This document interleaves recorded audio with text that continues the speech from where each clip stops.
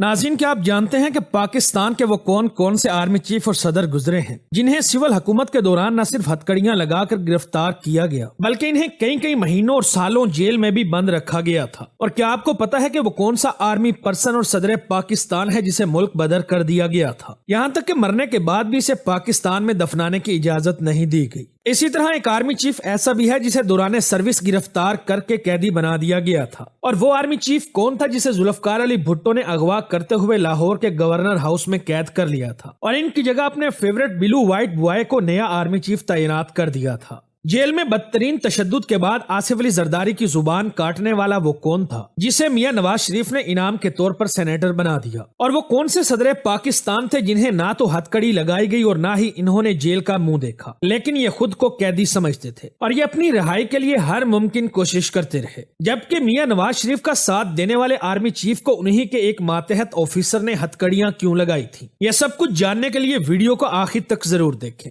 Army chief general گل حسن۔ دوستو، یحییٰ خان کے دور اقتدار میں پاکستان دو لخت ہوا۔ سکوت ڈھاکہ کو ابھی 4 دن ہی گزرے تھے کہ یحییٰ خان نے جنرل گل حسن خان کو افواج پاکستان کا نیا کمانڈر ان چیف تعینات کرتے ہوئے اپنے عہدے سے استعفیٰ دے دیا۔ یہاں ذوالفقار علی بھٹو اقتدار کی باغ دوڑ سنبھال چکے تھے۔ قیوم نظامی لکھتے ہیں کہ مسٹر بھٹو کے اقتدار میں آنے کے چند ماہ بعد ایئر مارشل رحیم اور آرمی چیف جنرل گل حسن کی گفتگو ٹیپ کی گئی، جس میں یہ کہہ رہے تھے کہ ان کا خیال تھا کہ فوج کو دوبارہ اقتدار حاصل کرنے کے لیے 2 سال انتظار کرنا پڑے گا، مگر حالات جس انداز سے تبدیل ہو رہے ہیں ان کے خیال میں فوج 6 ماہ بعد ہی اقتدار سنبھال لے گی۔ اس سے پہلے کہ بھٹو کی چاپ سنائی دیتی، بھٹو نے جبری طور پر دونوں فوجی سربراہان سے استعفیٰ لے لیا۔ بھٹو نے اپنے قریبی ساتھی غلام مصطفیٰ کھر کو فکس اٹ کے پیغام کے ساتھ روانہ کیا۔ کہا جاتا ہے کہ 3 مارچ 1972 کے روز جنرل گل حسن خان کو بھٹو صاحب نے اغوا کروا لیا۔ آرمی چیف جنرل گل حسن خان اور ایئر مارشل رحیم خان راولپنڈی سے لاہور کے لیے روانہ ہوئے تو ان کے ساتھ مصطفیٰ کھر بھی ہو لیے۔ ابھی جنرل گل حسن کی گاڑی لاہور بھی نہیں پہنچی تھی کہ ٹکا خان کے کندھوں پر آرمی چیف کے کراؤنز لگا دیے گئے اور انہوں نے فوج کی کمان سنبھال لی۔ جنرل گل حسن خان اپنی یادداشتوں میں لکھتے ہیں کہ جب میں پنڈی سے لاہور جا رہا تھا تو میری بدقسمتی تھی کہ میں یونیفارم میں نہیں تھا۔ مجھے یہ توقع بالکل بھی نہیں تھی کہ بھٹو ہمارے ساتھ یہ کرنے والا ہے۔ ہمارے ساتھ مرسڈیز گاڑی میں بھٹو کے مسلح فیڈرل منسٹر سوار تھے اور یہ لوگ ہمارے ساتھ ہائی جیکرز کی طرح سلوک کرتے ہوئے ہمیں لاہور لے جا رہے تھے۔ مصطفیٰ کھر کے پستول کی نالی تو میری پسلیوں سے ٹکرا رہی تھی۔ لاہور پہنچتے ہی دونوں فوجی سربراہان کو حراست میں لے لیا گیا۔ اگلے چند دن انہیں گورنر ہاؤس لاہور میں ہی رکھا گیا اور پھر تب تک انہیں خاموش رکھا گیا جب تک بھٹو نے تمام معاملات کو اپنے کنٹرول میں نہ لے لیا۔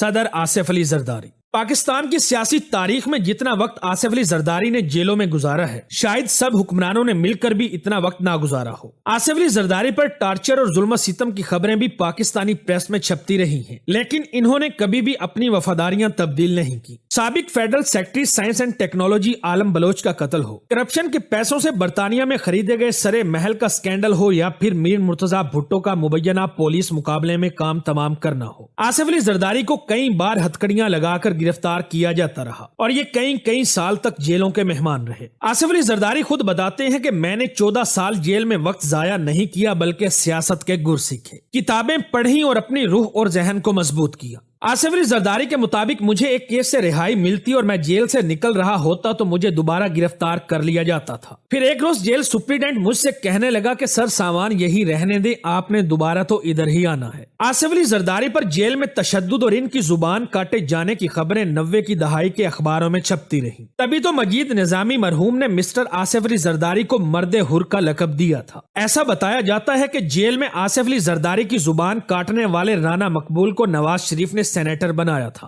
آرمی چیف جنرل ضیاء الدین۔ سال 1999 میں کارگل ایشو کو لے کر army chief general Pervez Musharraf اور وزیر اعظم نواز شریف میں اختلافات تھے۔ ایسے میں جب آرمی چیف سری لنکا کے دورے پر تھے تو وزیر اعظم نواز شریف نے پرویز مشرف کو برطرف کرتے ہوئے جنرل ضیاء الدین بٹ کو نیا آرمی چیف اپوائنٹ کر دیا۔ تب جنرل ضیاء الدین ISI کے سربراہ ہوا کرتے تھے۔ जनरल भट्ट को इतनी उजलत में आर्मी चीफ बनाया गया था कि इनकी यूनिफॉर्म पर क्राउन्स भी पूरे नहीं थे। ऐसे में एक ब्रिगेडियर के बैज उतारकर स्टार पूरे किए गए और कॉमन पिन से इन्हें टांका गया। जनरल भट्ट नवाज शरीफ के दौरे हुकूमत में होने वाली फौजी बगावत के अहम तरीन किरदार थे। यही वजह थी कि जब परवेज मुशर्रफ के ऑर्डर्स पर 111 ब्रिगेड ने मियां साहब की हुकूमत का धड़न तख्ता कर दिया तो जनरल भट्ट के लिए भी जान छुड़वाना तकरीबन नामुमकिन था, क्योंकि जनरल भट्ट का बॉस नवाज शरीफ खुद जेल में पड़ा था। और फिर बहुत जल्द army chief general Ziauddin Bhatt को भी गिरफ्तार कर लिया गया और इन्हें भी जेल की काल कोठरी में फेंक दिया गया, जहां इन्होंने 660 दिन कैद तन्हाई में गुजारे।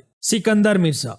पाकिस्तान के पहले सदर Sikandar Mirza British Indian army में लेफ्टिनेंट कर्नल थे, जो बाद में ब्यूरोक्रेसी में आए और डिफेंस सेक्रेटरी बनाए गए। जब ये सदर पाकिस्तान थे तो general Ayub Khan army chief थे। ऐसे में 27 अक्टूबर 1958 को रात के आखिरी पहर इन्हें उठाया गया। ये अपने बेडरूम से बरामद हुए। स्लीपिंग गाउन पहने सिकंदर मिर्जा ने देखा कि सदारती महल के लॉन में बहुत ज्यादा रोशनी है। फौज ने इनके महल को घेर रखा है। सिकंदर मिर्जा सीढ़ियां उतरकर बाहर आए तो इनका सामना 4 जर्नलों, जनरल शेख, जनरल बरकी, जनरल आजम खान और मेजर जनरल शेर बहादुर से हुआ। इनको पहले से टाइपशुदा इस्तीफे का लेटर थमा दिया गया और जूं गन पॉइंट पर इनसे दस्तखत भी करवा लिए गए। सिकंदर मिर्जा को कहा गया कि अपना सामान बांध लें, आपको इसी वक्त ईवान सदर से जाना पड़ेगा। ये कुछ दिन तक क्वेटा में नजर बंद रहे और फिर इनको हमेशा हमेशा के लिए इंग्लैंड जलावतन कर दिया गया। इस मौका पर सिकंदर मिर्जा तो खामोश रहे, लेकिन इनकी अहलिया नाहिद मिर्जा फौजी अफसरान से मुखातिब हुई कि जनरल्स, हम ईवान सदर से चले तो जाएंगे, लेकिन हमारी बिलियों का क्या होगा। हमारे नाजरीन के लिए ये बात इंतहाई हैरानकुन होगी कि सिकंदर मिर्जा अपनी मौत तक लंदन के एक रेस्टोरेंट में मैनेजर के तौर पर काम करते रहे। सिकंदर मिर्जा को जिंदगी में तो पाकिस्तान वापस आने का कभी मौका ना मिला, मगर इंतकाल के बाद इनके अहले खाना इन्हें तदफीन के लिए पाकिस्तान लाना चाहते थे, मगर जनरल याह्या खान ने इनकी पाकिस्तान में तदफीन की इजाजत ना दी, जिसके बाद इन्हें ईरान में दफन किया गया।